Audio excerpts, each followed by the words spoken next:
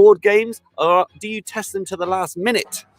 Live from London, this is the Sunday Brunch with Graham Columb on Teachers Talk Radio. Tune in live on the Podbean app or desktop player. Just head over to www.podbean.com/LSW/TT Radio or search Teachers Talk Radio. Follow the hashtag TT Radio. I know there are those teachers out there. I know there are the ones who will do a spelling test on the last day of the year, and they might go so far as to wind down with a termly quiz or something on the last day, but they run a tight ship, is what I would say, and respect to those teachers. I think I'm a bit more chaotic myself than those wonderful people. But yes, your last day is hopefully done. You're now fully on the wind down. You're embracing the joys of summer, listening to Cliff Richard, no less, as I'm sure more than one person in the universe listened to him at some point. We're all going on a summer holiday. Summy holiday? I don't know.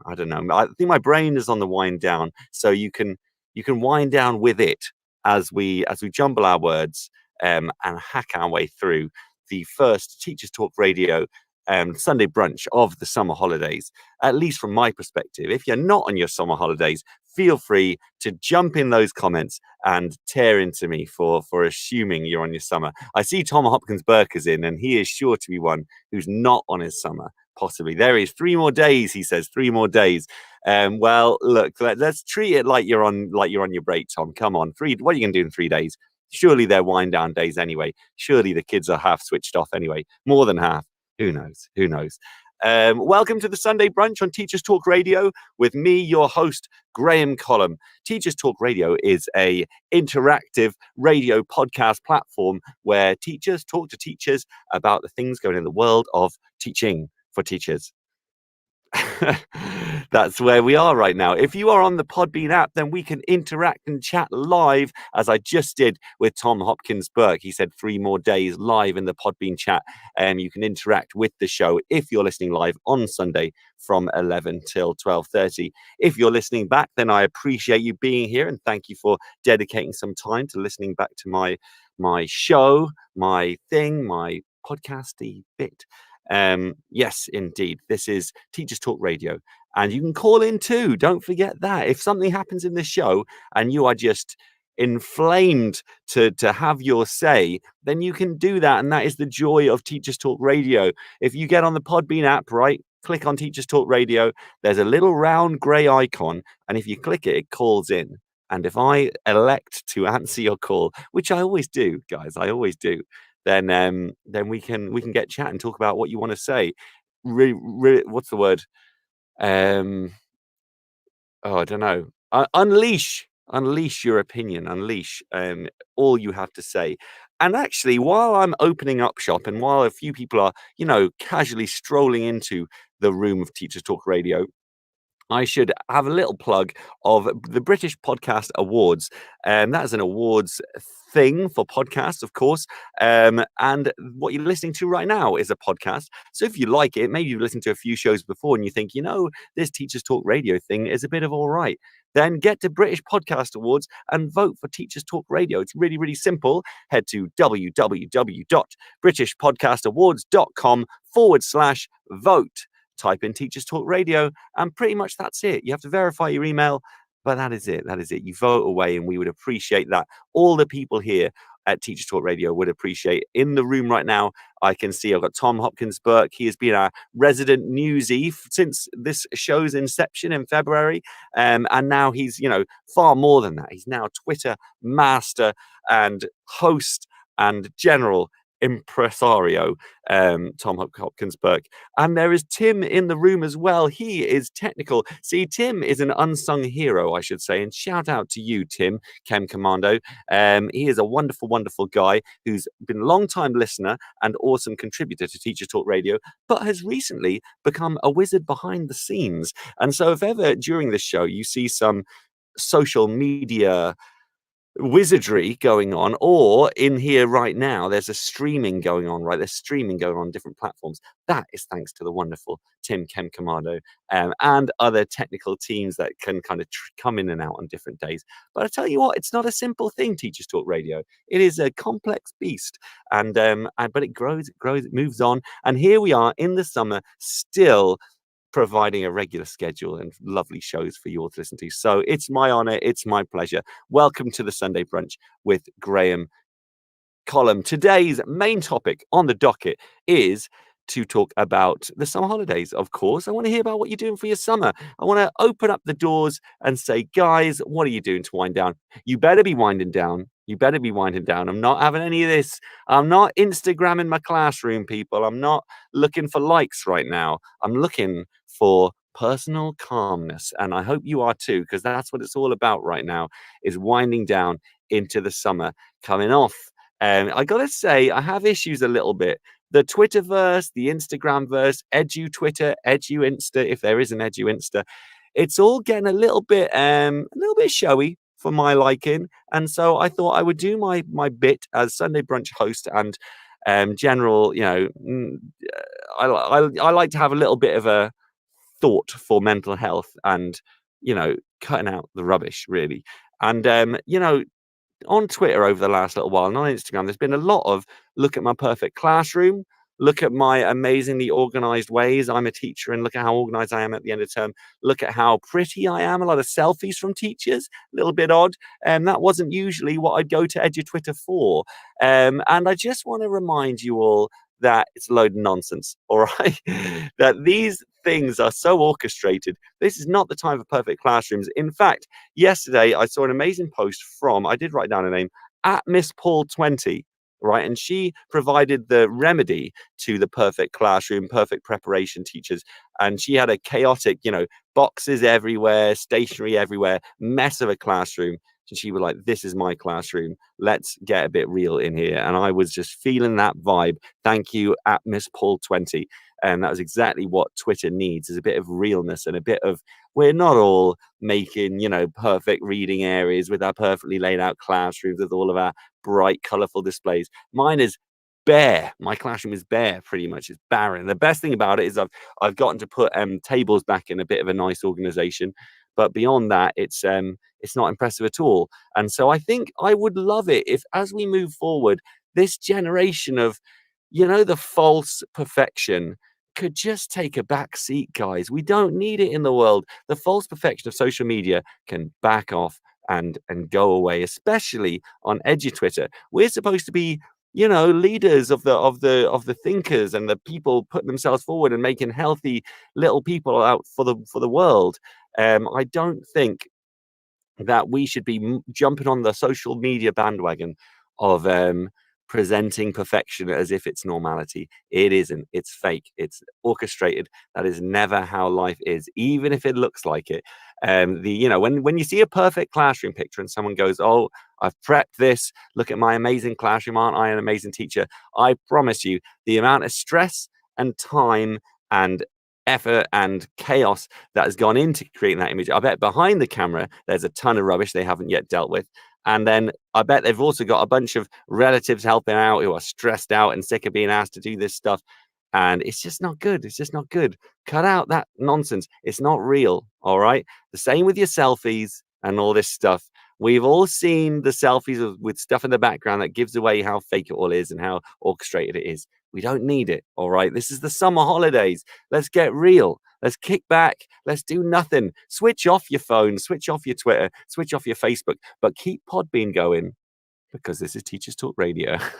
And that is, here we keep it real. We keep it real, certainly on the Sunday Brunch, and loads and loads of shows. We are not about the false perfection here.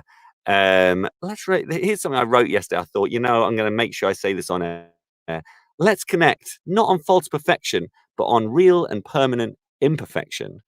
So there you go. And we're all imperfect people. Ignore the photos. Let's crack on. Have a messy classroom. Don't be organized. Maybe you haven't even looked at your class list yet for next year. It's fine. All right. This is your time to switch off. You don't get much time to switch off, teachers. So embrace it. Make the most of it. Enjoy, enjoy, enjoy. Yes, alarms off. All right, alarms off. I'm not having any of this 5 a.m. club. I don't know why I'm on such a rant today. I didn't realize I was in a ranty mood, but it turns out here we are, and I'm just telling everyone how to live their life. How dare you, Graham? How dare you? Look, switch your phones off, switch your alarms off, all of that, but keep Podbean on. If your phone needs to be on for Podbean, I'll allow you. All right, you are allowed for a moment, but put your feet up. Okay. Do you have hot chocolates going round?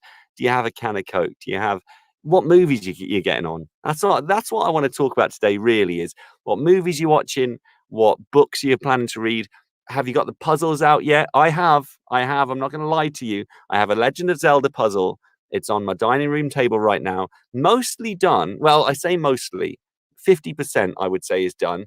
The remaining 50% is entirely sky, and it's all just blue and white and orangey sunset color pieces, and it's going to be a nightmare. But all the good detail bits, like the bits where you can see features, are done. So I'm feeling very proud of myself, because once you get a puzzle out, for me, that's like a therapeutic step towards the wind down.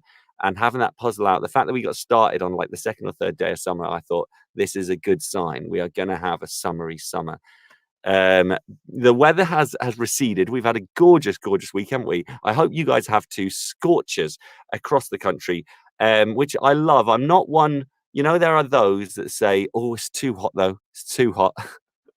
I'm not one of those. I can take any level of heat. I will just be grateful for the heat, no matter what level of heat. Um, but I have to say that's slightly changed since having a little one. They now cause some stress when it comes to heat, because when it's just yourself, I go, right, slap some sun cream on, and then I don't worry, I kick off and I enjoy. But with a little one, you have to care for them. And that's a new thing for me. Thinking about things other than myself is something I've been, developing my skills in that area in the last 19 months. And that is something that, yeah, when it comes to sun, it's a little bit less purely awesome, because you have to look out that the little boy is all right. But aside from that, loving it, loving it, loving it. But now we got a little bit of cloudy days. I love that too, because I feel when it's a cloudy day, it's like permission to do nothing, right? You can't do your garden, can't mow the lawn, can't go out and get stuff done. Just stay in, get a duvet, stick Disney Plus on or something, watch some movies or do a puzzle. You know what I'm saying? So there you go. There you go. Enjoy the rain as much as you enjoyed the sun. Make the most of both things, guys. That's what I call being anti-fragile, right? So no matter what's thrown at you, you just use it to make you stronger, make things better. I want to have a show on anti-fragility at some point. But for now, yes, puzzles, video games. Anybody plan to work through some games this summer? That's always my hope in the summer, to work through games. But now, I'm not sure how time's going to work out, because I don't get much time in the day now. I have to do it after bedtime is my gaming time. But, the hope is that I'll shift my body clock like usual. And as soon I'll be, going to sleep at 3 a.m., waking up at 11 a.m., then, it's a good summer. But to be honest, that's not really likely to happen. It's more like going to bed at 1 a.m., waking up at 6, because the boy is now in control of my life. Good on him. Good on him. Right. Today on Teachers Talk Radio, we are talking about the wind down into summer. We're talking about what you're doing to enjoy your summer. And also, I want to talk about last day vibes. I want to talk about last day of term. Tom Hopkins Burke is in the room, and he has his last day of term yet to come. I want to talk about how you do your last day of term, because I find that's it's a little insight into teachers of the world. How we do our last day. Do we wind down completely? Do all rules go out the window? What rules do you keep? What rules do you throw? Do you do a movie? If so, how do you deal with ratings of movies? Is it use only? Do you allow yourself to get the PGs in? Have you ever even dabbled in a 12A? I wonder. In secondary school, I wonder, do you go just by ages of kids? Can you watch a 15 with your year 10s and 11s? That would be an interesting new world. I could never even imagine it. But today is the first Sunday of many of our summers. And actually, there's a special klaxon for the... in fact, let me find if I can find a literal klaxon for the first day of summer. Here we go. Hold on. This is going to be the best sound effect I can find. It's the first Sunday of summer.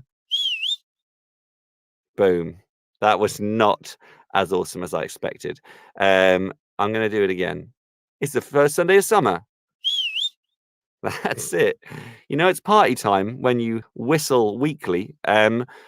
Yes, it's the first Sunday of summer, and that's why it holds a special place in my heart, the first Sunday of summer, because it kind of represents for me, it's like a beautiful peak. Not only is it Sunday, because you can wind down on any Sunday. Sunday's always a bit slower pace and things like that, or I hope that Sundays are a bit more slower pace. But the first Sunday of summer, you know, the whole summer rolls out in front of you, blissful, full of hope. All the things you want to do, all the puzzles you want to complete, all the games you want to complete, all the experiences you want to have, all the places you want to go, all is possible at this point at the start of summer. You know, you don't know what the weather's going to be like ahead. It could all be perfect, beautiful weather for the rest of the time. You get paid early sometimes at this point as well. Some of us have already been paid, which is, and again, you get this kind of free pay and then a month ahead to spend it with no work at all. Generally speaking, I know there's lots of teachers with different calendars, but first Sunday of summer, very, very special place for me. And so welcome, welcome, and congratulations for sharing this first Sunday of summer and being in the room. Hello, Helen Van Riel's just come into the room. Good friend of mine. Love you. Hope you're doing great. Oh, and Bruce 52 is in the room. Gleese on Educo is in the Gleason, right? As in the name Gleason, Brendan Gleason, Educo is in the room as well. So pleasure to have you all here. Hello, Helen. Good to have you in here. Thanks for dropping your comment. Lovely to be here. Lovely to be here as the summer rolls out in front of us. Yes, indeed. Let's have a little talk about what's going on. COVID update, quick COVID news. So our restrictions have gone in the UK. The lawful restrictions are fully removed. Apparently, Freedom Day has been. Although I have to say, I quite appreciate Andy Burnham, who's if you don't know, he's an MP up in Manchester. Legend of a guy, very much man of the people, very much voice of the people these days. One of the few politicians who seems to really represent many of us who feel rather underrepresented. He was saying Freedom Day is probably the worst government slogan since Eat Out to Help Out, which of course led to many, many increases in COVID and all of that, which I have to say I agree with. Freedom Day sounds like a total removal, like there's nothing to worry about anymore. You know, freedom is, hey, forget it all now. We're all back to total normality. Do whatever you want, which surely isn't the message that the government should actually be sending out. If they want people, because they're saying Freedom Day, but they also want you to be mindful and keep distancing if you want, and keep your mask on when you can. And they want you to do all that stuff, but they called it Freedom Day. So typical stuff these days, confusing messages.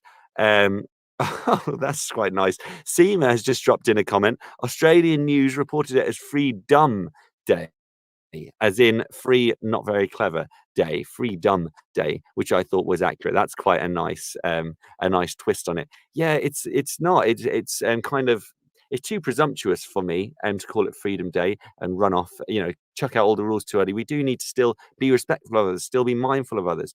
War rhetoric. Boris on a Churchill ego trip. Oh, isn't he always? Isn't Boris desperate to be like this brilliant prime minister in our memory? It's not going to happen, mate. If you're not genuinely being selfless and trying to help the people of the country all the time, then you're not going to get this, you know, great memory. But then again, Churchill's, you know, memory is rather debatable as well. But I'm not going to get that political today. What did you make of Javid Cower tweet? Oh yes, so oh man, I think Tom, you're just setting me up to struggle with his name again. So Sajid Javid, our health secretary, put out a tweet about cowering. We won't cower from the virus. And it kind of just came with, I've seen tweets like it before. A lot of responses were saying, don't criticize people who have been weakened by the virus. It seems to be almost saying people are weaker if they do avoid the virus, or if they do cower in inverted commas from a virus, then it's like a criticism on them for being weak or something. It's almost a toxic kind of masculine tweet, isn't it? Of you know, but when you account for people who've died and people who are suffering and people who respond differently to the virus, it seems rather unfair to talk about some cowering when actually people should absolutely be avoiding it. There are some who absolutely should be avoiding it.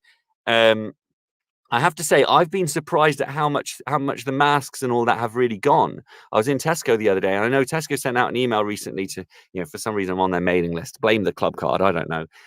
But they sent an email saying, we still want people to distance, we still want people to wear masks, right? So they were basically going, setting out their shop, literally, and saying, although the government guidance has gone, we want to keep being safe. Now, I was in Tesco many times over the last week, and progressively there are less and less masks. Like on the Monday, I noticed there was actually pretty good, and I was thinking, oh, well done, people of Romford. We seem to still be wise and keeping our distance and keeping those masks on. I was in yesterday, and it's like out the window. I'd say about 1 in 10, if that 1 in 10 people were wearing a mask. It was pretty jaw dropping. So I think people have taken that Freedom Day term and run with it. But I can't say I'm surprised. It's not their fault, is it? They were told it was Freedom Day, so let's have all our freedoms back. But at what cost, people? At what cost? That's the kind of dark edge to it. I know the cases are less awful these days. I know that a lot of people being vaccinated are therefore catching it, but not catching with terrible symptoms. And that's always good. But for every 10 people catching it who don't have bad symptoms, there might be one unvaccinated person or one person who, for any reason, gets worse symptoms. And that's the worry, isn't it? That could be me, it could be you, could be our relatives. And that's a hard one. That's a hard one, especially when it comes to unvaccinated people. I've been struggling with this over the last while, as I've said a few times in the last few weeks, about the unvaccinated and how we respond to people's choice. And I've recently kind of made peace with it, in that I saw somewhere someone said, I think you know what it was. It was Philip DeFranco, who's a kind of he's a bit of a YouTuber personality who goes through a lot of news topics. He's a bit of a political news personality, I guess. Not really political, he sits on a sofa and talks about the news. But anyway, he was saying, it's important that we do respect people's rights to be stupid. I know that sounds arrogant. But with regards to the vaccine, it okay, it still sounds arrogant, doesn't it? I'm gonna go with it anyway. I agree with it, is that there is merit in once we take away the choice of being stupid, then that is freedom, isn't it? That is our free will as human beings. Like, look at Jackass as a show, right? People being stupid, they're allowed to be stupid. That's a celebration of freedom. I've heard people say that about Jackass. It's a celebration of freedom. Agree with it or not, you have to be allowed to be stupid, to be free. And I think that's got to be our stance on people who've chosen to be unvaccinated. All right, you made that choice. Let's crack on. But then the thing is, we still feel the guilt and the worry if something does actually happen to those people. So tricky. But I guess we have to at some point allow that to be on them. We have to be responsible for our own decisions. We're not all superheroes, kids. And even if we were, that shouldn't mean the end of freedom. Something to think about. This week in the news, rich people have been racing to the moon. I like that headline. I want to sell that headline. Rich people have been racing to the moon. It has been Jeff Bezos versus Richard Branson, no less, who I have to say, I'm surprised he's still turning up, Richard Branson. Because he's had to get bailed out a bit, didn't he? He's not done that well. I don't think of Virgin these days as this kind of brilliant company. The only actual presence I see of Virgin in the world is Virgin Media and Virgin Trains. And honestly, I haven't seen a Virgin train in years. So I don't know. He's still, how he turns up and he flies a hot air balloon every 10 years or so. Well, now he's going to the moon. All right. Or he wasn't to the moon. He's going to the stratosphere. He's going out of the stratosphere. He's trying to get zero gravity and basically start this kind of space race among the wealthy. It's an interesting one though, isn't it? The fact that instead of governments, obviously back in the 60s, it was a space race about American government, Russian government, and other governments. And since then, we've had the Chinese government going for it as well. There's that whole space race element. But now it's coming down to wealthy people, almost like wealthy people having more money than the government. And that was another bit of news I saw in the week, kind of questioning, why is it random wealthy people are doing this? How come they are so wealthy now? You know what I mean? Where it's so ridiculous. And that is the case of the world, isn't it? These days, is the gap has become so insanely large. We now have, I would never imagine in my lifetime it's going to be possible for me to go anywhere near the moon. Do you know what I mean? The closest I'm going to go to the moon is when I get a plane to Spain, right? And I'm however many feet in the air. That is the closest I'm going to get. And I kind of accept that. I don't question it. But it's funny to think that there are other individuals who are born into this world same as anyone. We're all born naked babies equal in the world. And yet there's one who is actually preparing to build a base on the moon. Are we in a James Bond movie? Did I go to sleep and wake up in Moonraker? What on earth is going on? That seems to be what's happened along the way, because before you know it, the worst thing is that these guys, they are like Bond villains. Not only did Bezos's rocket strongly resemble Dr. Evil's rocket from Austin Powers, and I'll say no more than that because this is a daytime show. He's, there's other similarities. All right, he has lots of money. Right, Dr. Evil wanted £1 million. Well, I tell you, Jeff Bezos has far more than £1 million. I'm not body shaming, but they do both happen to be bald, just as a thing. Happen to. Dr. Evil owned an island. I ask you now, does Jeff Bezos own an island? I can almost guarantee you he owns an island. Whether he has his face carved into a mountain, maybe not yet. Maybe not yet, right? But I give it 10 years and you'll have that Mount Rushmore, right? We're going to have Mount Amazon more. And it's not going to be pretty, guys. It's going to be Jeff Bezos' big old face. Maybe he'll get Musk on there. Richard Branson will fly a hot air balloon past it at some point, try and chisel his beard in there. Who knows? I don't even know what I'm talking about at this point. But yeah, people racing to the moon. How do you feel about that? What did you think of Bezos' rocket? Any comments on the Bezos rocket? On the Amazocket? I don't know. Is there a slang term for the Bezos rocket? One that's appropriate. People, don't get rude on the show. It's daytime. All right. No comment, Tom Hopkins Burke says. If you haven't seen it, Google Jeff Bezos rocket and you won't be disappointed. It sounds like a Google that could turn up inappropriate results. I absolutely guarantee you it will turn up inappropriate results, but they will be photos of the rocket. But it's still rather inappropriate because it looks ridiculous. And then watch the Austin Powers bit when Dr. Evil sends off a rocket, and then tell me Jeff Bezos is not Dr. Evil, because I'm telling you now, we've had to worry about him for a long time. We know he doesn't care about his workers, right? When Dr. Evil feeds his workers to piranha fish and stuff like the bad guys in Bond. This is literally now there's like a 3-way universe crossover. So we got Bezos right in the real world with his being mean to workers and having a space rocket. We got Dr. Evil in the Austin Powers world being mean to his workers, killing them quite easily and flying his rocket.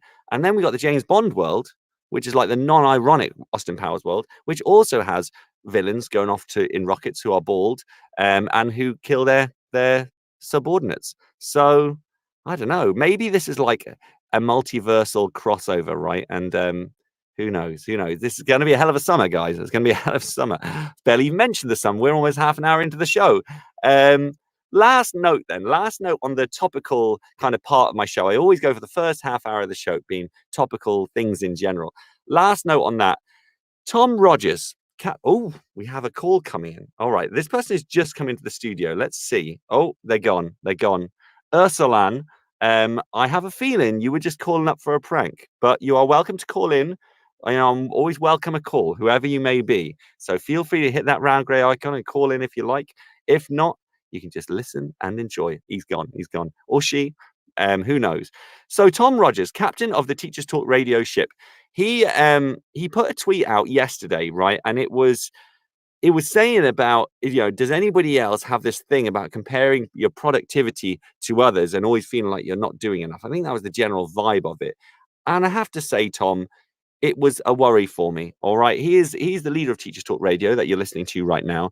And, it's a concern for me that at the start of your summer, you're concerning yourselves with yourself, with comparing your productivity to others, worrying about, are you doing enough?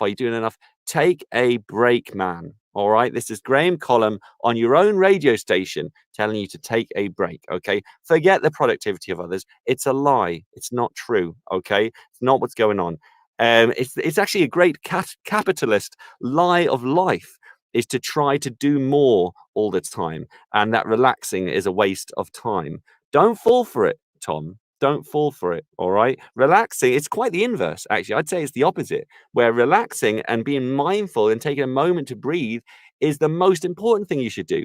And all that productivity, all that race trying to do as much as other people, is just mess. You're never going to remember that. You won't remember it tomorrow. Never mind in 10 years. You won't look back and you'll think, oh, I was so glad when I was really productive that summer in 2021.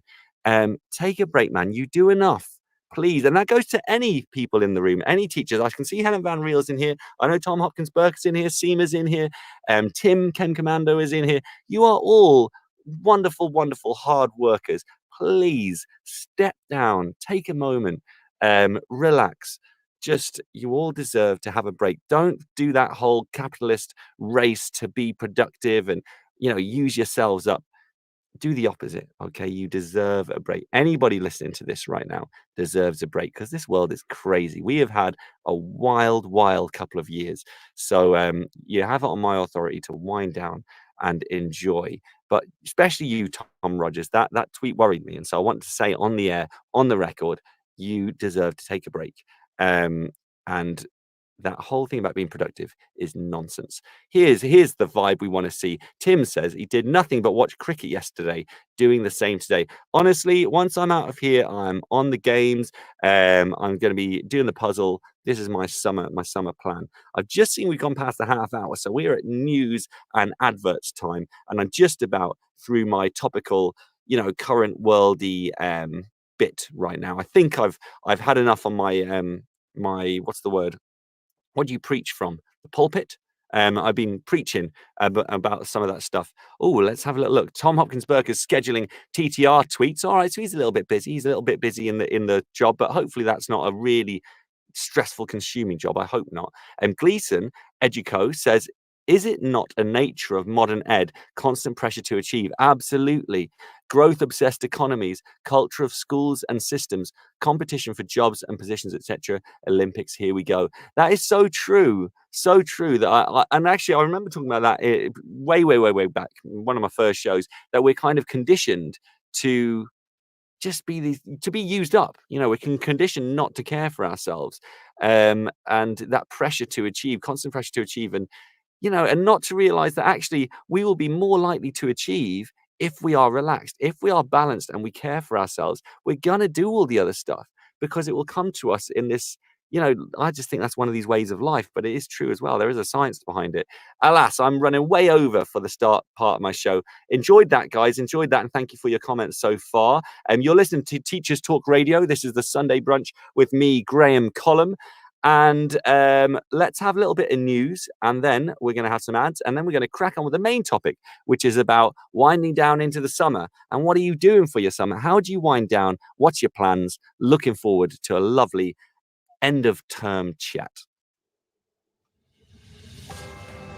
This is Teachers Talk Radio, and this is Teachers Talk Radio News.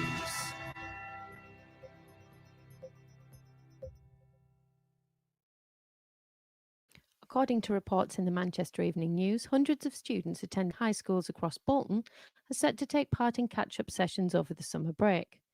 Many schools across the borough have taken up the Department for Education's offer of funding for summer schools following disruption due to the pandemic. Following advice from government, many of the schools are focusing on Year 7 as many primary schools have been unable to manage the usual transition process. It is expected that the majority of the sessions will be devoted to students due to start high school in September and will focus on building relationships with staff and getting to know the buildings and facilities. 21 schools across Bolton are holding summer schools, which equates to 73% of all eligible mainstream secondaries in the area. The funding comes from a £200 million pot, which was announced in February by the Department for Education. Primary School has won a landmark case in the High Court.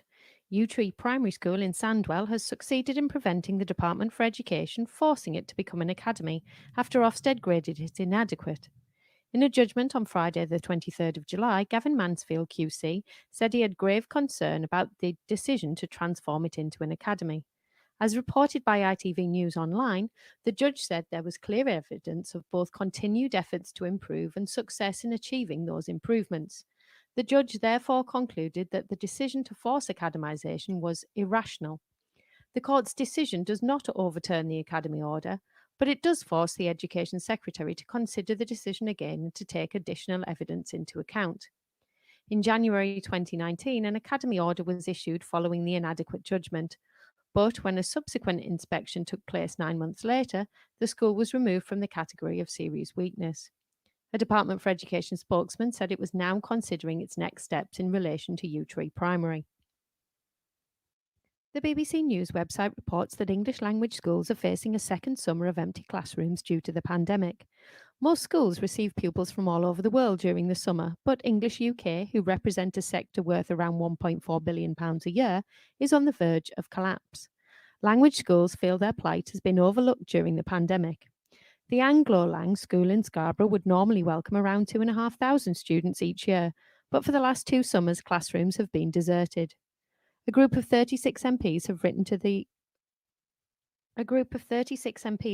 Boris Johnson calling for support for the language teaching sector as the pandemic puts 35,000 jobs at risk and the loss of the 1.4 billion brought to local economies as students study, live, and entertain themselves in local areas.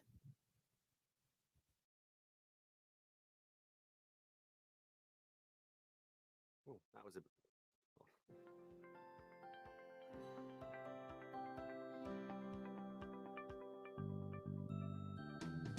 Creative Resources, made for teachers by teachers. At Creative Resources, we've been rethinking what a classroom can be. We've created a huge range of more than 2,500 original and exciting resources that span across more than 15 different subject areas. Whether you're looking for primary or secondary level resources, careers options, PSHE, arts, or humanities, Creative Resources have the resources for you. We offer full curriculum packages and unique, challenging escape rooms themed on topics such as Shakespeare, Tudors, and fractions. We have quizzes, task cards, Tarsier puzzles, and lots more. Better still, more than 100 resources can be accessed for free. Just visit our website, www.CRE8TIVEresources.com. You can get 10% off any order you make on our website by using the discount code TTRadio. Creative Resources, made for teachers by teachers. Every teacher loves stationery, right? Imagine getting a selection of fun, beautiful, and unique stationery items designed and selected especially for teachers, delivered through your door every month. You need to check out teacherslovestationery.club. I'm always so excited when the box arrives. It's such a treat. My Teachers Love Stationery Club box is just a little treat to myself every month. It's always full of delightful and surprising items, including some really good quality stationery brands like Faber-Castell and Stabilo. And because you never know what you're going to get, it makes it even more fun and special when you get it. It feels really great to be supporting a family business that's run by real teachers. I can't help feeling like they just know what I'm going to enjoy using stationery-wise better than I do myself.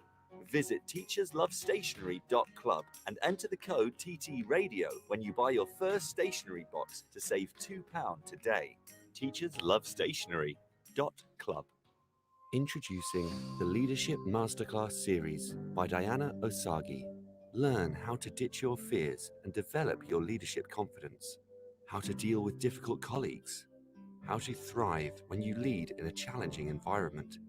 And how to get colleagues to buy into your vision. Join Diana for her online leadership masterclasses starting on the 10th of July and running all the way through the summer.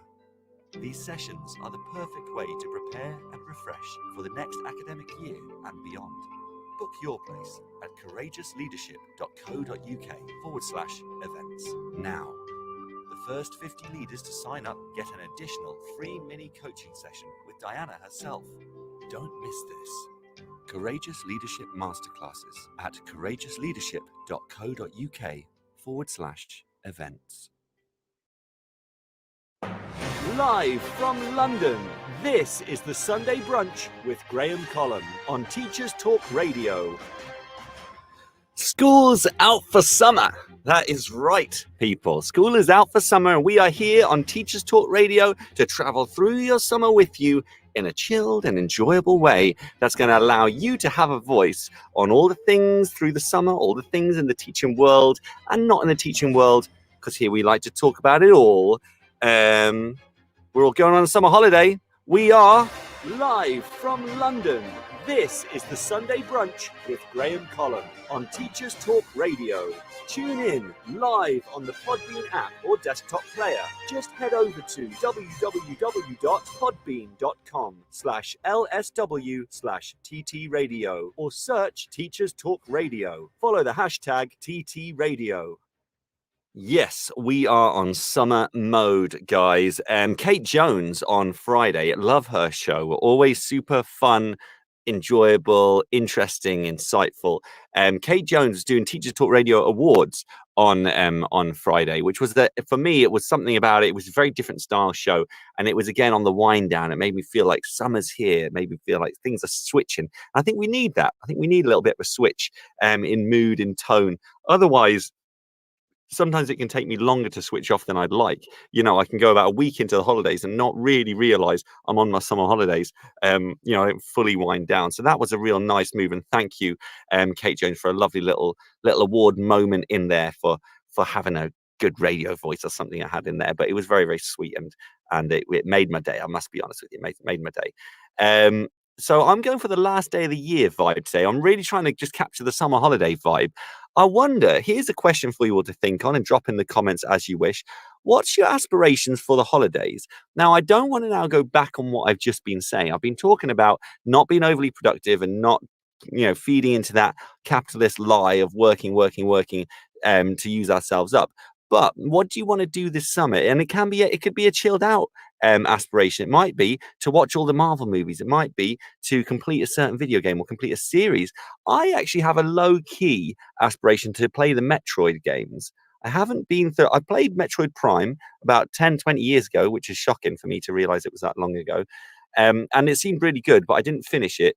And now I'm thinking maybe I'm just going to go old school, go to the NES version and just work my way through the series. So it might be a Metroidy summer for me. That's a little aspiration of mine. Get this puzzle done. I have a 1,000-piece Zelda puzzle on the kitchen table. I'm thinking I'm more than halfway through right now. So I just got to do the trickiest part now. I'm doing the sky. But let me know what your aspirations are. Maybe you have something a bit more bold and interesting, or maybe have equal kind of winding down. Maybe you're going to be meditating every day. Maybe you're going to be I don't know, trying to get to a certain place, or maybe just, you know, cut a number of things off your schedule. Maybe you're trying to reach a certain level of calm and not busyness, which is a task these days, isn't it? It's a task, which sometimes we have to like put it on a list, right? Don't do these things, right? Switch these things off. Don't engage. It's a hard thing to do, especially, you know, I feel like the older we get, the more people we know, and then the more priorities we get, and the more people we want to help out. And yeah, before you know it, I don't know if that's about age. Maybe it is. I feel like it is. Maybe I've just become a nicer person as I've gotten older. Who knows? Maybe some people might say the opposite.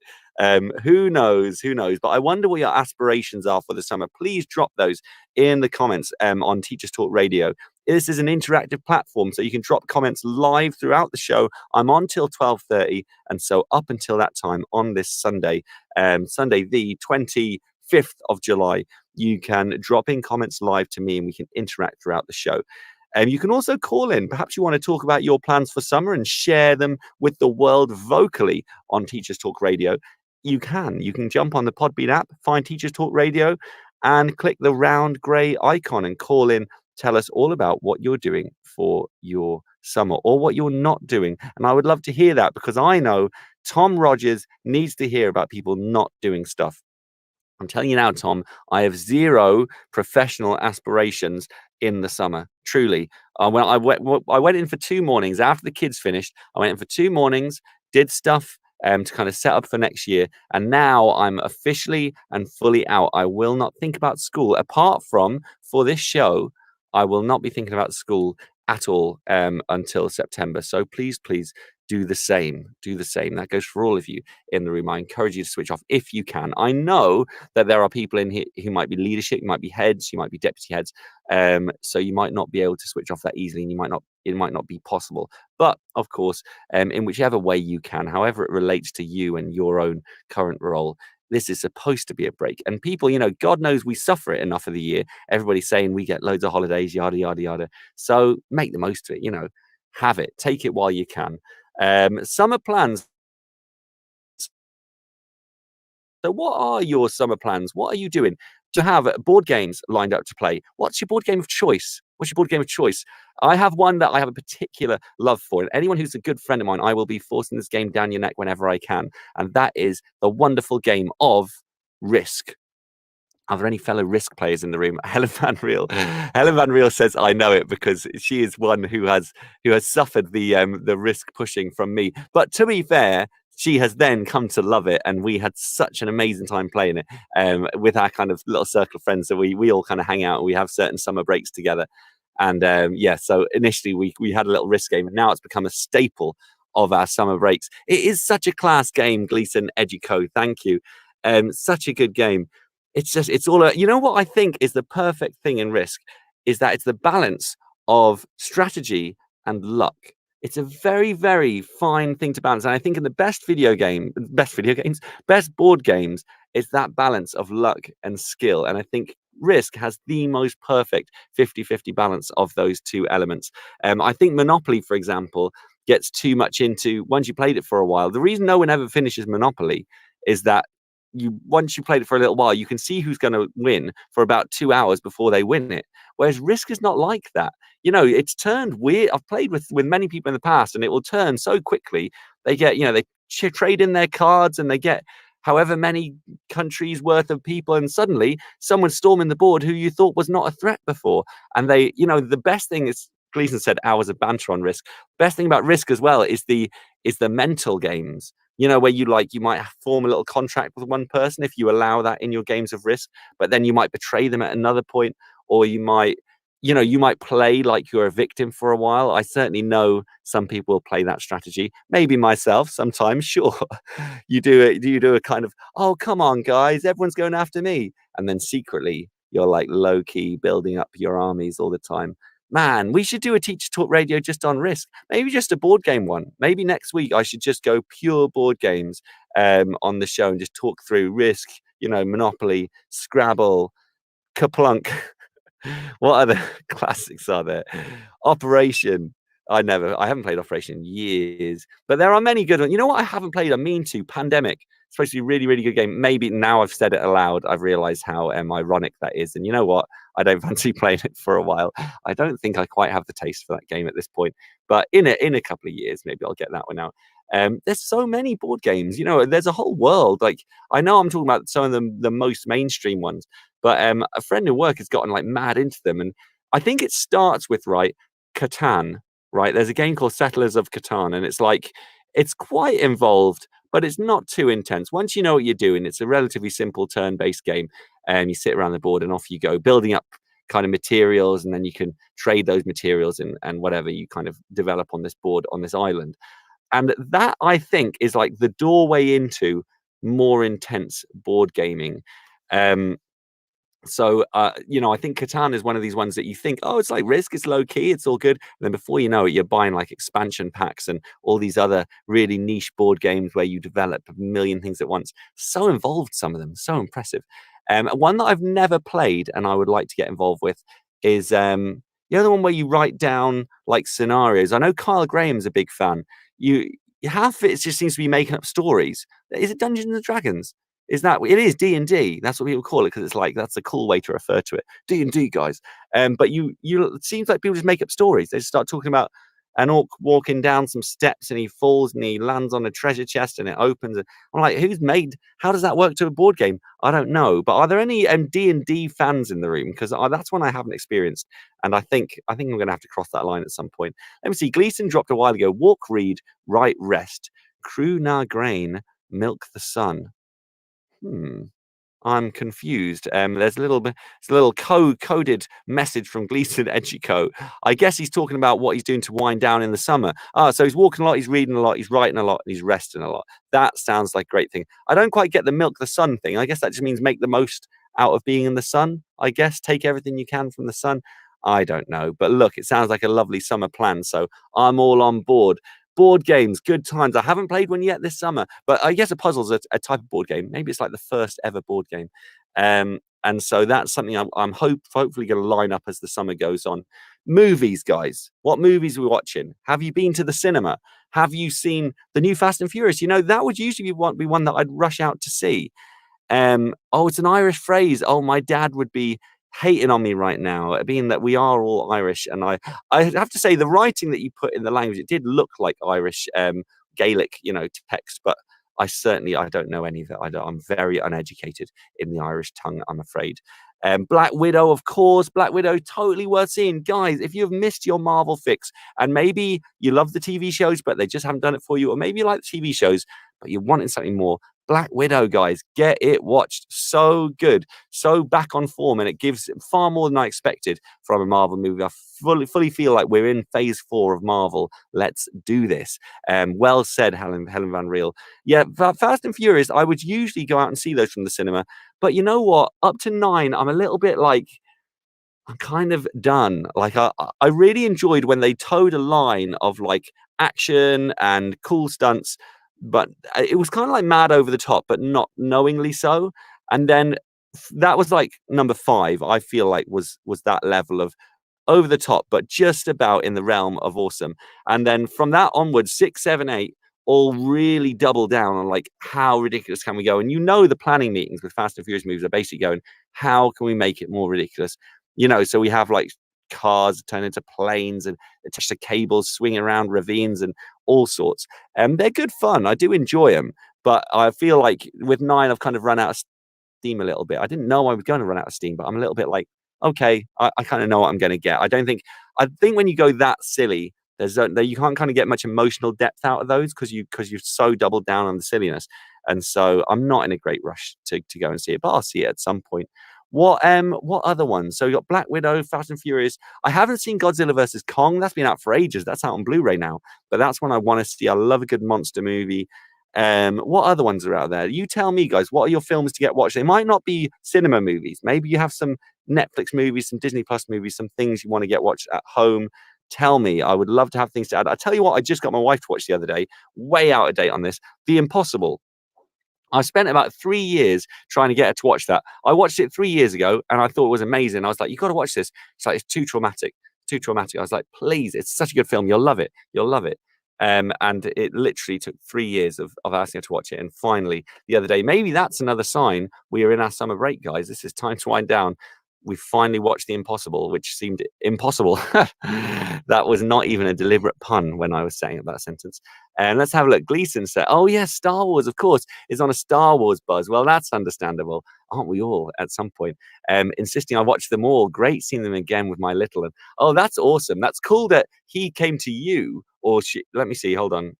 She might have come to you on a Star Wars buzz rather than you saying to them, because I always imagine I would go to my kid and be like, look, we're going to watch the Marvel movies now. This is a big moment. I think I'd make this kind of honorary rite of passage out of it. But that's better if they come to you wanting to watch it. That's much better, rather than forcing your own hobbies on them, which I certainly do worry about myself. I think I've already kind of adorned my child in every Spider-Man item of clothing I can find.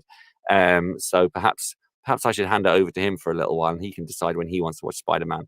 Good advice. So Star Wars for you. Big fan of Mandalorian. If you haven't seen that, brilliant show. Really like Star Warsy. It's like in the world of Star Wars. All these references and all the episodes. Brilliant. Now, Helen Van Riel's dropped in Lord of the Rings Marathon, in brackets, extended editions, of course. Now, I saw a thing the other day, Helen Van Riel, and it was a set of all the Hobbits and all the Lord of the Rings films. But there were the theatrical ones and the extended ones, all in these sweet little cases. I thought, oh, my wallet. Oh, this one's gonna hurt. And yeah, so I'm desperate. We haven't seen all of those in ages. In fact, the last time I think I saw all the Lord of the Rings films, Helen, was when we were in our cottage watching through them. And I don't think we got through all of them. I think we only started Return of the King. So we always watch The Fellowship.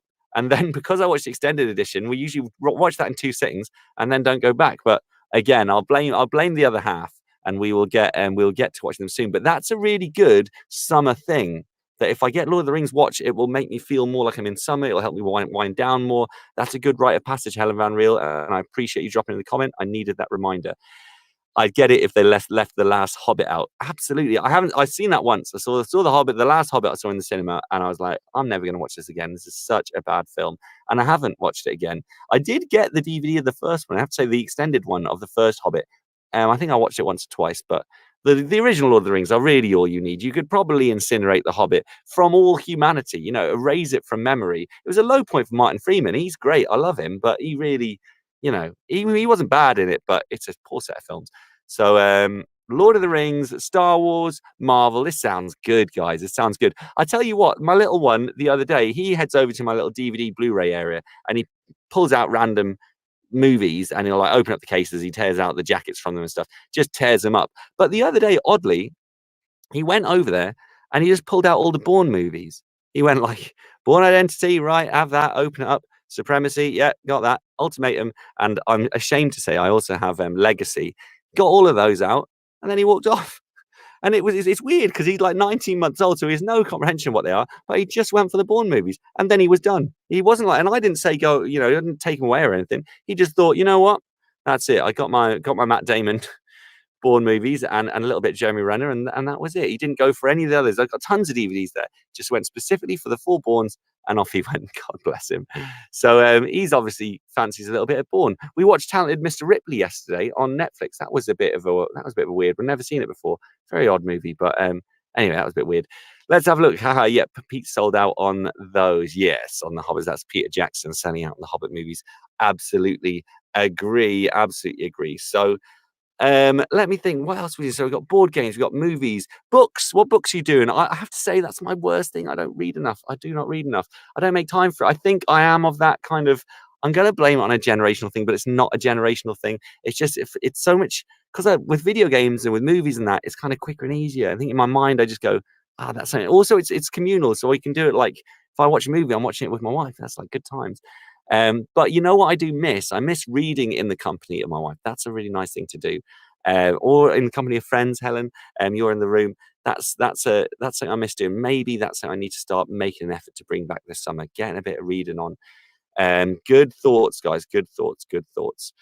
Talk to me about your summers. Tell me what your plans are, what you're doing to wind down. Maybe you're going on some walks, and if so, where are you walking? What do you aspire to do in your walks to really are you going on a picnic? You're taking some snacks out, strawberries and cream? Who knows? The weather's not really right for it today, but that would be a good thing. Neil Gaiman, Gleason says. Neil Gaiman reading. Yeah, you know what? I don't think I bought Stardust for my wife one time. She wasn't such a fan of it because she saw the movie first, and so I think to see them in that order doesn't really work. But that would be a cool thing to get into. Neil Gaiman and Terry Pratchett. I haven't read any of their stuff, and I wonder whether I would be well up for them. I wonder whether I'd start and just be obsessed. I'm usually a Haruki Murakami. You can guarantee I will be glued to, and I'll definitely read the whole thing. I started on Ready Player One, largely on the back of Helen Van Riel's advice, actually, who's in the room.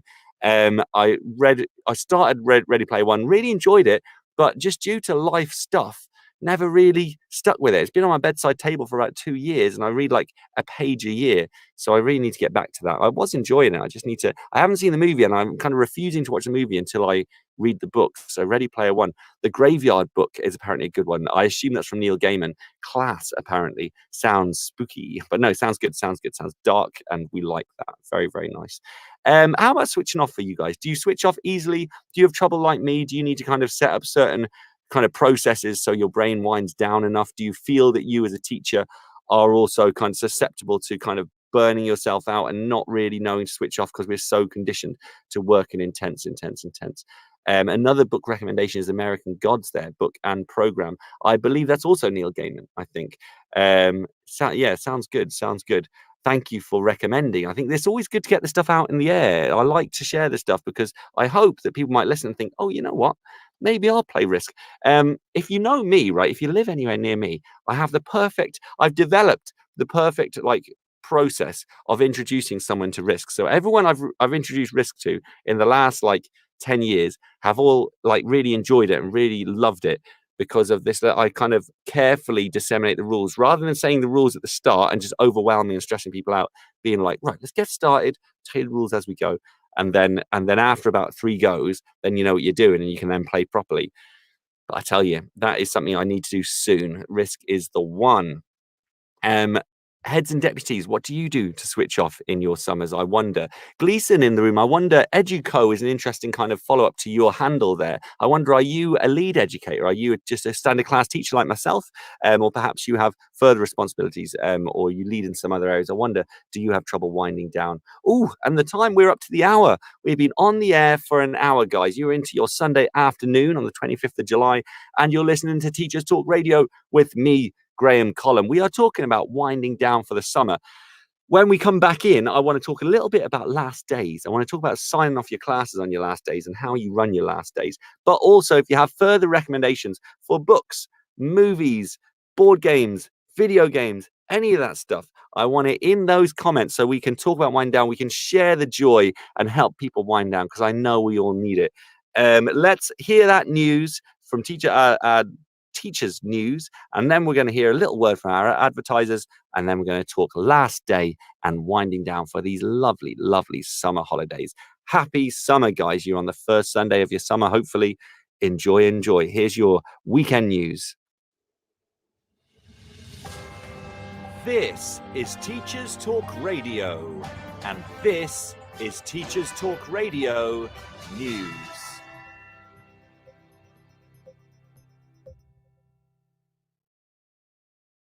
According to reports in the Manchester Evening News, hundreds of students attending high schools across Bolton are set to take part in catch-up sessions over the summer break.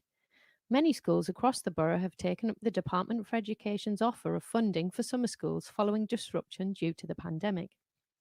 Following advice from government, many of the schools are focusing on Year 7, as many primary schools have been unable to manage the usual transition process.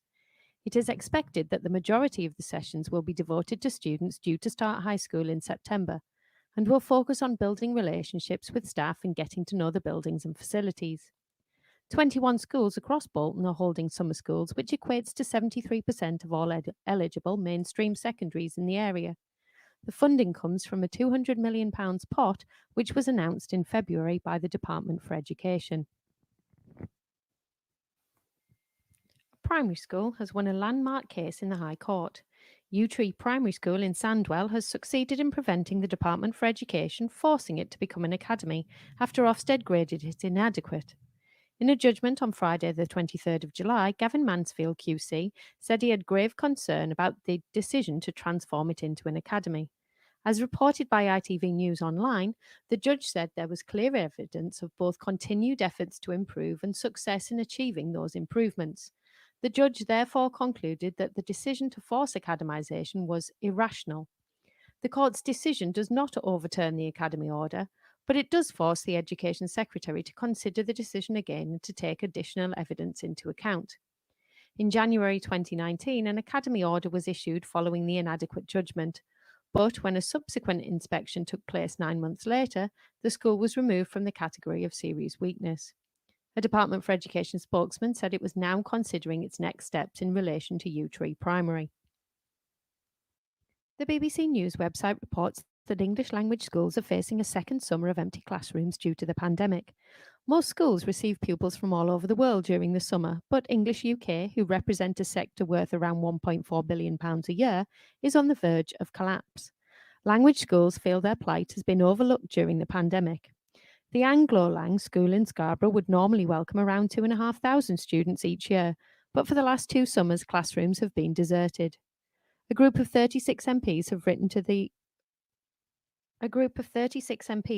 Boris Johnson calling for support for the language teaching sector, as the pandemic puts 35,000 jobs at risk and the loss of the £1.4 billion brought to local economies as students study, live, and entertain themselves in local areas.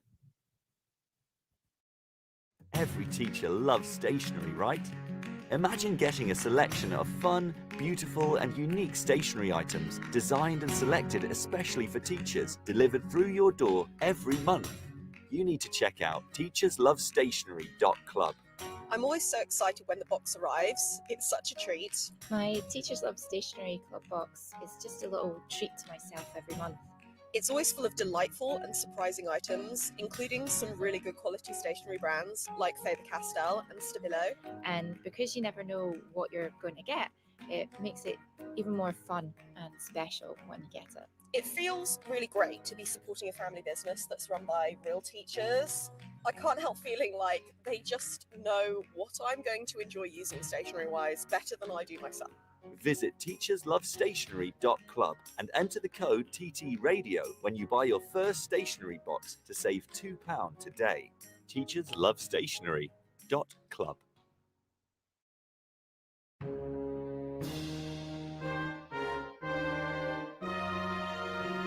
Graham's Shame. Yes, it's time for Graham's Shame. I actually haven't mentioned it in the show yet. This is a weekly segment I do on my show. It's unique to the Sunday Brunch, where every week I share something shameful that I've done in my life. And the purpose of it is simply a little mental health kick for us all, so that if you're feeling down, you can hear about something awful someone else has done, so you can feel better about your life. But if you've done something similar, then you don't feel so bad about that neither. And you can also kind of relate and go, hey, I'm not the only fool in the world. This guy's getting by all right. So let's crack on and get over it. Very much in the vein of what I was saying earlier about teachers not being fake and not being all perfect on social media and all these perfect classrooms and perfect selfies. We don't need that in the teaching world. Let's just relate on being rubbish sometimes, because we are. All of us are going to be rubbish at some point. So today's Graham's Shame is an odd one. I want you to cast your minds back to 2004, or actually just the start of 2005. It was January 2005. And weirdly, we'd just come back from our Christmas break, and I guess we were bored. We were in our halls at uni, right? So I was in my first year of uni. I just made loads of new friends, as you do at the start of uni. And, we were drinking too much and having too much fun. And it was good times. So on one of these days, as you do when you're a student in uni, and certainly was at that time, you kind of think, well, what are we going to do today? What can we do? We'd make the most of the local area. We were getting to know the area. We'd heard about all these lovely places to walk and see.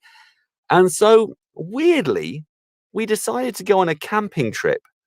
And it's a beautiful area. We went to university in North Wales, right? Beautiful. There's Snowdon and Bethgelert and all these mountains and not Holyhead, Anglesey. Beautiful, beautiful place. Rolling hills, amazing.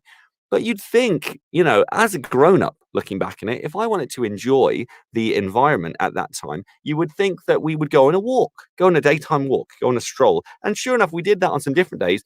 But for some reason, on this January, we decided in North Wales, this is not the Bahamas, people, we decided to go on a camping trip to this mountainous area called Bethgelert, which has a cool backstory about a dog called Gelatin. It was kind of unfairly killed. And there's a whole backstory, but I won't go into that basically.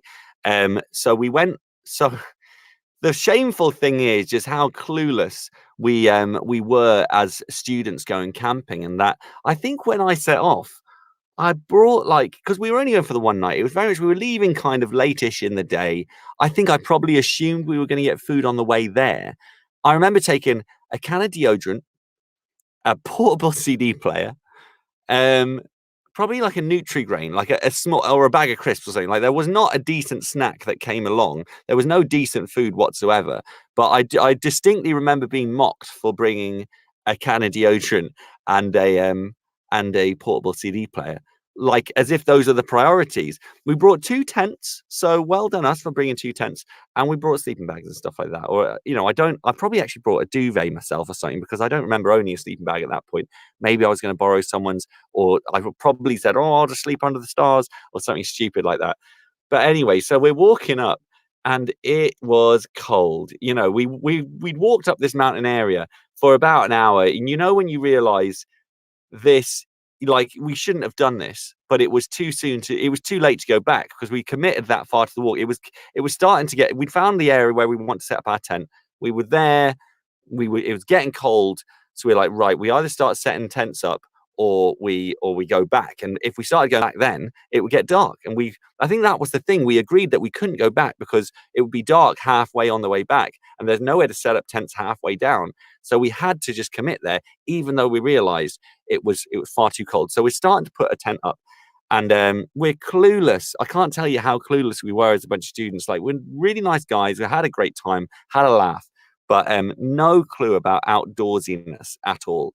And so we set up one of the tents, and there was 3 of us. In my mind, there was 3 of us, and it was a 2-man tent, and we thought, all right, we're gonna have to just commit to this and go with the one tent, because it was too dark by the time it was set up. We didn't do the 2 at the same time. We thought we needed 3 of us on the one tent to get it set up, and then it was too dark. So we were like, right, we were freezing. It was really, now fast forward to, like, 11 o'clock, 12 o'clock. We'd had some alcohol to drink, of course, because that would be a priority, not bringing decent food or anything like that. We'd had a couple of cans of whatever, and it was really, really cold. We were trying to get sleep, but we were shivering. And the shame, this is the peak of shame, is when we decided the only way we were going to survive this night, the only way we could sensibly get through this night, was to use the other tent as a sleeping bag. And we'd all have to get in it together to share body heat. So there was me and these 2 other guys who, the other 2 guys are pretty, like, blokey guys, not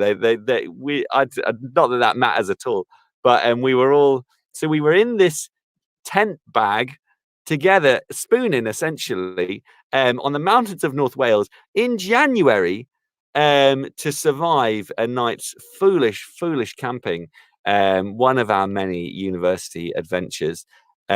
Tim's in the room right now. He's an outdoorsy guy who would know what to do in these situations. I can only imagine he probably has his head in his hands right now, at the despair. But it's something we hold dear in our minds. When I sit with my mates from uni, we think back on it, and we remember just the image of us literally pretty much spooning in a tent as a sleeping bag, in another poorly put up tent, shivering, joking with each other, really, just because we needed to get through the night. And then on the way back, a friend of ours who was in there bought a steak and cooked this steak in butter for breakfast. It was very weird, very, very weird. But the whole thing was weird. Why would you bring a can of deodorant?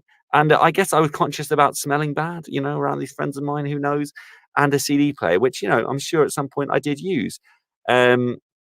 So just a pretty shameful, a low point. It was a low point in our lives, lying in the sleeping bag, shivering, having to share body warmth to survive a night. To be fair, though, when we woke up in the morning, the whole area was covered in frost. Like, it was cold. We were just idiots. We're idiots.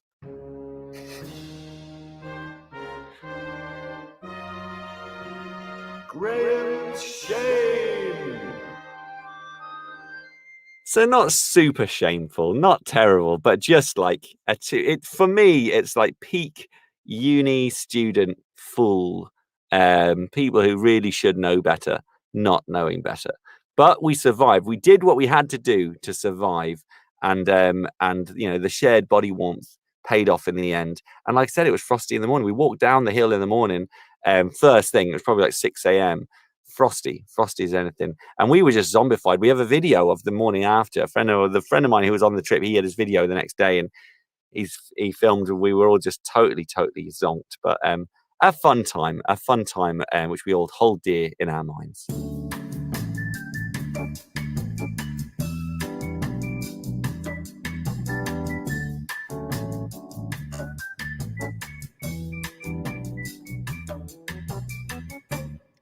Should know better at the age of, 18 at the time, 18, camping in January. That alone, foolish. Never mind. I think I took some rich tea biscuits. It's all what you'd expect. You can fill in the blanks. From the rest of it. It's just idiot students at their peak. But like I say, a nice shared memory all the same. Good times. So let's talk you're switching off. How do you do your last day at school, guys? That's what I want to kind of talk about in this we only have 16 minutes to wind down for the end of the show. How do you do your last day in school? Because this is how I've always known it, and when I was a kid it was always this way. So I wonder whether the universe is all on the same page on this one. Do we all do a morning where kids play games, and then an afternoon where they watch a movie, and at some point you have the most intense vote-off for a movie? Is that how every school in the universe works? Or are there some schools that do last days totally differently? Also, how does secondary school do last days? I can't remember. In my memory, I think secondary schools just do normal Do they just do normal learning? Like teachers try and make it to the last minute teaching normal subjects? You can never do that. Never do that. For me, I'm with year sixes. So you have to have a big wind downy kind of thing. And actually this year, they couldn't bring in their own games in the morning. So I just needed to really make the most of the wet play box. And to be fair, with a lovely class, they were okay. Just with Jenga and Boggle and whatever other things we had knocking around in the classroom. We have some pretty good things. I said last week how I invest in good board games for the class so that when there are those moments, they're all right. But it actually paid off this year with COVID. They couldn't bring in their own things. So we still had our game morning. We did a bit of a class quiz, if I'm honest. We did a bit of a class quiz because I was aware they couldn't bring in their own stuff. We did a class quiz, which was quite fun, all pretty low stress, just for a bit of fun. And then of course did the vote for a movie. Now, funnily, 2 years in a row, this year and last year, both classes have voted for Spirited Away, which is a Studio Ghibli animated movie. Really wonderful movie. I'm a big fan. It's probably the most mainstream Studio Ghibli movie about a girl who kind of gets lost with her family and then kind of goes into a magical land, kind of, I guess, Narnia-esque in that sense, but very much, very much in the culture of Asia and, magical dragons and very unusual kind of twists and turns along the way. But really, really cool film. Now, I don't know whether the reason they picked it 2 years in a row is just because it is a really cool film and kids have great taste. Maybe when I've had a class for a year, I just pass on my amazing taste in things onto the kids. I think it's probably more, it's like low key, like subliminal messaging, like that's the one I want to watch. So I somehow persuade them to vote enough for it. So when they're voting for the other ones, if there's like Shrek and Die of a Wimpy Kid and Spirited Away, well, I wouldn't say anything for Shrek and Die of a Wimpy Kid. And when they do the first vote or whatever for Spirited Away, I'd be like, oh, good choice, guys, good choice. And then, the kids who are like, oh, that's what the teacher wants, so they want to please the teacher, and then they'll vote for that. I don't know, but I'm in loving the run of Spirited Away, and I think if I can keep that going for the rest of my teaching career, every time the last day movie being Spirited Away, well, I'd be a very happy teacher. These kids love it. The last time we watched it, actually, it wasn't the last day of term last year. The last time I watched it with my previous class, it was actually on the day before we broke up for lockdown. It was on the last day of being in school before the March 19th, March 2019 COVID lockdown. And it was basically our last afternoon in class. And so I think we had about 17 or 19 kids in the room. And we voted to watch Spirited Away, and we did. And then funnily, that evening on our little learning platform, we had a very primitive, like awful learning platform back then. And but the following morning I woke up and checked it, and one of the kids had sent me a sketch they'd done at home of the main character from Spirited Away. And it really, really like touched my heart. I was like, oh my God, this kid, in all this craziness and all the wildness that the world was going through at that time, this kid was so affected by this movie. He'd never seen it before. He went home and drew this, and it was a really good quality image as well. He'd colored it all in. It was really well drawn, looked just like the person. So it's an interesting one. Spirited Away, a little magical movie. Maybe it has some other magical qualities to share with us as well. Who knows? Who knows? But yeah, that was 2 years in a row we've had Spirited Away. But the voting system, I always run a very over-the-top voting system in my class for movies. I'd love to hear about your processes for these. I can't be the last teacher showing their kids movies, clearly. Surely. Usually I do like 2 or 3 rounds of votes, right? So the first vote, I'll tell them they can vote for any of them as many times as they like, so that we get a general feel for the general, like, even if it's not their favorite movie, I know 90% of the class are going to be happy with that, right? So you do a general, like, omni vote as many as you want, all good. And then from that round, I eliminate a few. I'll eliminate like 3 or 4 choices, because you might have 9 or 10 choices on the board. From the omni vote, you eliminate a few, and then you do a vote where they only get to choose one, but they have to have their eyes closed, right? So a blind vote is my second round. So that they're not influenced by friends, and it's not like a popularity contest. And then they all see the board with their votes after that, and we eliminate 3 or 4 more. And then it should be down to 2 or 3 remaining. And then that's the intent. You pick the one you want, kids. This is serious. All right. That's the tone in the class. Oh, Sobia, love it. Sobia says, OMG, I'm so bad I don't give a choice. Listen, if there is one time to rule your class with an iron fist, it is on the movie choice. But I tell you, my voting process kills about half an hour. So I don't know. I'd need to come up with a new activity if I didn't have my intense and overblown voting process for the end of term movie. I wonder then, Sobia, if you choose the movie, what do you go with? Do you always go with the same movie? Tell me you go with Spirited Away. Please tell me you go with Spirited Away. I wonder, do you always show them the same movie? Is it like your favorite movie? Or do you have a different one every year? Do you see what mood you feel? Do you surprise them? I'm curious. That's cool, though. I like the idea of not giving them a choice. The thing is, this year was a challenge because they've been having lunches in classrooms. They've been watching movies quite often. So the whole thing of specialness of having movie day wasn't so special because they've seen movies quite a lot in their lunch breaks in classes this year. So I'd love to hear more on your choice of movie, Sobia. Please drop it in these comments if it comes to you. You are listening to Teachers Talk Radio. We are winding our way out of the Sunday brunch with me, Graham Columb. If you'd like to follow me on social media, my handle is @GrahamColumn VO, standing for voiceover. And if you're not sick of my voice already, I am, you'll hear me all over Teacher Talk Radio on the intro bits when I say live from so-and-so, you're listening to blah, blah, blah. And then, and also on the ads as well. So apologies to those that might not like my voice. You really get a whole lot of it on your Sunday brunch. Sobi says Netflix, whatever I think is appropriate and suitable for the age range. I have older students. Aha. All right. Well, there's a whole interesting debate otherwise. Feel free to chuck in or not, Sobia, based on how you wish to. Do you go with the age of your students? So if you have students who are 13 or 14, can you watch 12s? Have you ever watched a 15 with like year 10 or 11? It always seems controversial to me, but I don't see why not. I remember seeing Schindler's List when I was in school, and that was, of course, a 15. If it's not an 18, it's a very, very intense show, but of course, purposeful in school as well. I wonder, following the ratings, we just, in year 6, it's U's or PGs, and I've even been told PGs are controversial to include, but come on. I'm old enough to be a parent. I am a parent, so it is a kind of parental guidance, right? Surely it just means wise adult guidance. So I've gone with PGs. PGs have backfired, though. Tell you what, some PGs, going back to the 80s, Helen Van Riel's in the room. She'll know.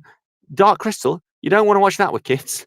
That's a shocker. That's very dark. Jaws, nope, not doing that with my kids. That'll give them nightmares. So PG is a little bit of a tricky one. One time I watched Jack Frost.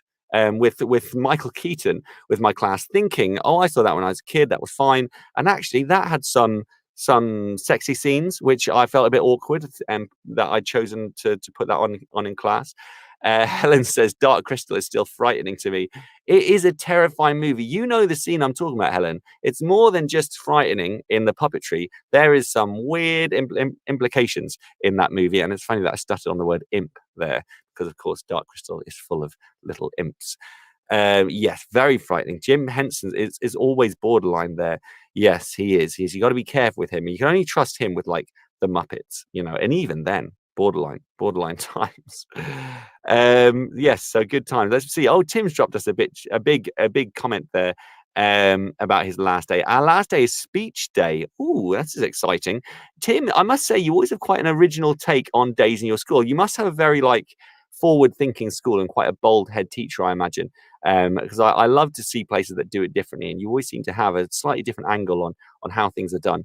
They have no lessons, a final assembly, a leavers chapel service, and then all into a marquee on the field after lunch. How lovely in our gowns and hoods are.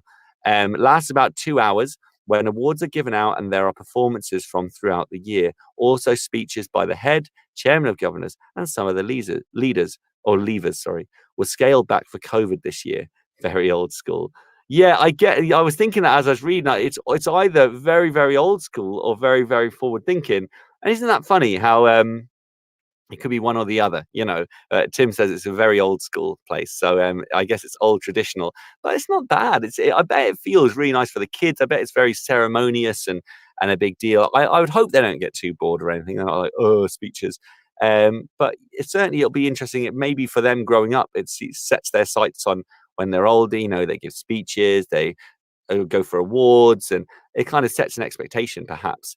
And the staff do. That could be that's a little bit ambiguous there. The staff do. Is that a noun phrase referring to the staff get together? No, I think you mean the staff do that. Good times, good times. We are heading right towards the end of the show. Oh, the staff get bored with speeches. Yeah, I wonder. I have to say, I am bad for speeches. I recently watched back my wedding video and my own speech, and I feel terrible saying this. Maybe this should be a Graham shame. My speech went on for 45 minutes. Lordy, maybe 50 even. Like, I knew it was a long speech, but you know, when you're watching it and it's your own speech, you're kind of keen to watch it. And very good. Obviously, if you listen to this show, then you know I like the sound of my own voice. So I didn't think it was that bad, but I actually watched the timer go on it, and it was really long. I thought, geez, but I don't know. People seem to enjoy it. Some people cried, so I guess that's a good sign. Not because of the length of it, I don't think. I don't think they cried because they were literally bored to tears. Maybe you'll have to ask them. You'll have to ask the guests there. Got bored. Yeah, indeed. Interesting. So speeches are a risky one. Thing is, I never feel like I'm doing it justice if I do a quick speech. If I'm at a wedding and there's a quick speech, I feel like, oh, it's like I was wanting a bit more. You want like more emotional weight, and you can't get emotional weight without 40 minutes of storytelling. Oh, it's bad, isn't it? It's bad. It's bad. I should stop on that one. I'll bring it in for a Graham shame at some point. The 45-minute speech.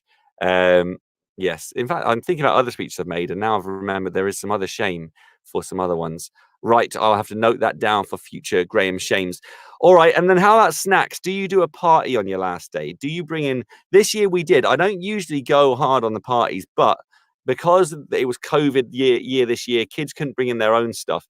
We thought, right, we provided popcorn, got some fruit shoots in there, lots of different flavors of both of those, got lots of Haribo in, and then there was a chocolatey thing as well. Oh, Maryland cookies, little packs of Maryland cookies. Sobia, of course, the pizza party she's mentioned before, that is the best. But COVID years meant no food allowed. Oh, like you couldn't bring in yours even. You couldn't do the pizza party from your point of view. That's a shame. That's a shame. As was almost, the opposite. As ended up being food because we couldn't do other things. Usually, actually a bit controversial on the last day, we allow electronics in. So we've had kids bring in like their Nintendo Switches before, and I've had kids playing Mario Kart with each other in the room on the last day of term, which was really cool. I have to say, it's pretty revolutionary. Seeing like HD, good quality games being played off the internet, no online gaming with kind of randoms in the room. It's literally people playing each other in the room, but on a games console, which is really powerful and awesome. Really cool. That's only allowed in the year sixes in our school, but again, this year that wasn't allowed. We've had phones in, but the rule is always that it can't be on the internet. You can play games on the phone, but you can't do photos or videos, and you can't have it on the internet. But these days that's hard because you only have to click. You don't have to know passwords now to be on the internet. You can just be on the Wi-Fi in general, can't you? And so it's hard to police. But I did like kids bringing Switches in, and they were still social. They were still playing games with each other. And there's always the worry, isn't there, that kids, when they bring in electronics, they're just going to sit in the corner and basically try and finish whatever game they're playing rather than play it socially. So I always make a bit of a drill for that at the start of the year, to kind of say, look, this is how it's supposed to be, and these are social things. This is your last chance to have a really social experience with your class, so make the most of it. And they're usually pretty good for that as well. So that is pretty much it, guys. That is pretty much it. I hope you've enjoyed our little wind down into summer today, talking movies, games, books. What else are we talking? What we do for our last day of term, all that good stuff. I'm just hoping you're winding down and you're looking forward to your 6 weeks. It'll be a little bit less than 6 weeks, but let's still call it 6 weeks. Call it 6 weeks for the first half of the summer, I think, just so I can feel the full benefit. Hopefully an early payday for you all. Feet up, not competing with others, not trying to be the best teacher. Allow yourself to be a rubbish teacher for the next few weeks, and just enjoy yourself, enjoy your space, enjoy your time. You don't need to impress anyone. You don't need to do any of that. You are just great as you are, people. So enjoy. Thank you, Tim, for looking after the technical side of these shows. I see you've been in the room the whole time. I'm sure it must be painful for you to hear so much of my voice every Sunday, but I appreciate your awesome work. Thanks, Sobia, Helen, Seema, all you wonderful people being in the room. Let's see who else. Let's see, and then Tim as well. I've got PBG9E8067XZ XN5Z. Thank you.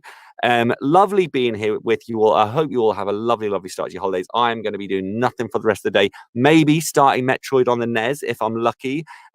Hopefully this time next week when I'm on, I will have completed it. I'll try and keep updates on my Metroid progress over my shows over the summer. Anyway, that is me signing out, guys. As always, it's a pleasure to be on your airwaves. I hope that you've had a lovely morning, lovely start to your Sunday. Have a good summer, guys. I'll speak to you all again, same time next week on Teachers Talk Radio. And don't forget to vote on BritishPodcastAwards.com, I think. You've been listening to Teachers Talk Radio. Tune in live and listen back at ttradio.org. We look forward to hearing from you next time on Teachers Talk Radio.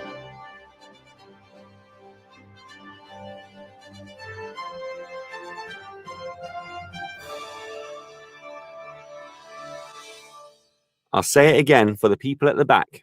The great capitalist lie of life is to try to do more, and that relaxing is a waste of time. Don't buy into it, people. Don't compare yourself to others. Get relaxing.